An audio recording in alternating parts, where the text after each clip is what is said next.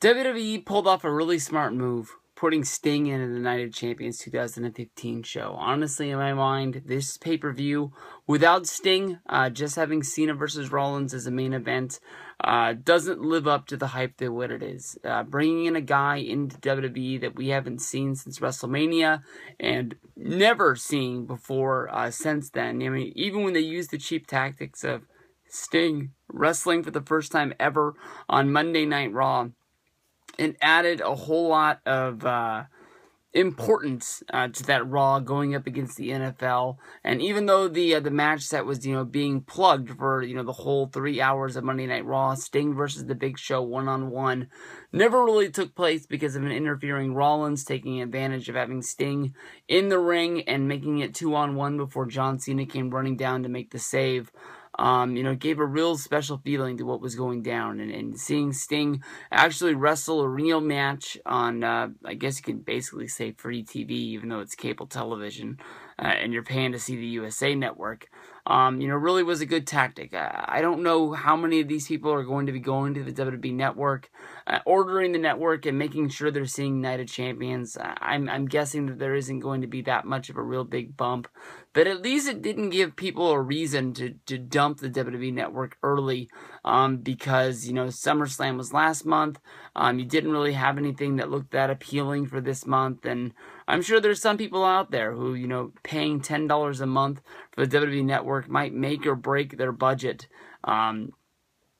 It's just the way some people out there live. But Sting coming in, you had to sort of disband your disbelief, a lot like you had to do with the Undertaker storyline, which Undertaker versus Brock was at SummerSlam this year.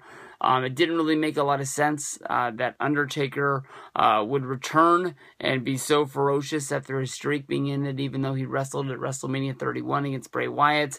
Something they didn't like to bring up along the fact, WWE has never, not talked about the fact that Sting wrestled Triple H at WrestleMania 31. That match ended up being a match within a match, ended up turning into basically being the Monday Night War relived with DX versus the NWO.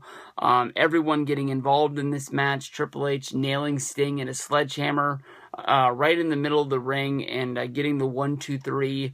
Then picking Sting up, giving him a hug and shaking his hand, which Sting accepted. So why he would go home after WrestleMania and sit on this for April, May, June, July, and August, and then show up for Monday Night Raw after SummerSlam and decide, hey, I'm going to go fuck with the Authority again. It didn't make a whole lot of sense, but that's just the way that it played out. He stole the statue, replaced the statue, build up of the whole match as, hey, where's my statue? Where's my statue? Sting finally threw it in the trash, and now Rollins is going to be going out and trying to get retribution for losing the title. I don't think, or not losing the title, losing the statue. I don't think there's any chance in hell in my mind that Sting wins the WWE Championship, but there is a little piece of doubt in there. I remember watching the Dean Ambrose versus Seth Rollins World Heavyweight Championship match a few months ago, and it's basically saying Ambrose isn't made out to be WWE Champion. He'll be lucky if he ever wins the Intercontinental title, and it's just the way that I see him. And I don't know, when that match was going down and I was watching it, and Rollins fucked up on the top rope, and then, next thing you know, Ambrose in slow motion pretty much hit the dirty deeds, and then hit the 1, 2, and I was just like, that was like the longest 2 to 3 count, and I was just like, wow, he really did it, and I smiled, and I was happy for Ambrose, and he got his moment in the sun, posing with the championship, and then finally the ref awoke from his slumber on the side of the ring, and he got in there and said, whoa, whoa, whoa, whoa, I don't know what that ref was doing, but I'm the referee of this match, and this is a disqualification because he got messed up by Rollins, who took advantage of him in the corner, and Ambrose lost the championship, even though the storyline was that he stole the championship, and he kept it for a few weeks in order to get himself a rematch. But I just think that Sting's here for 1 month. It'd be fun to see him as champion, but I don't think they're going to relive the mistake of having somebody come in as a nostalgia act and putting the WWE Championship on him.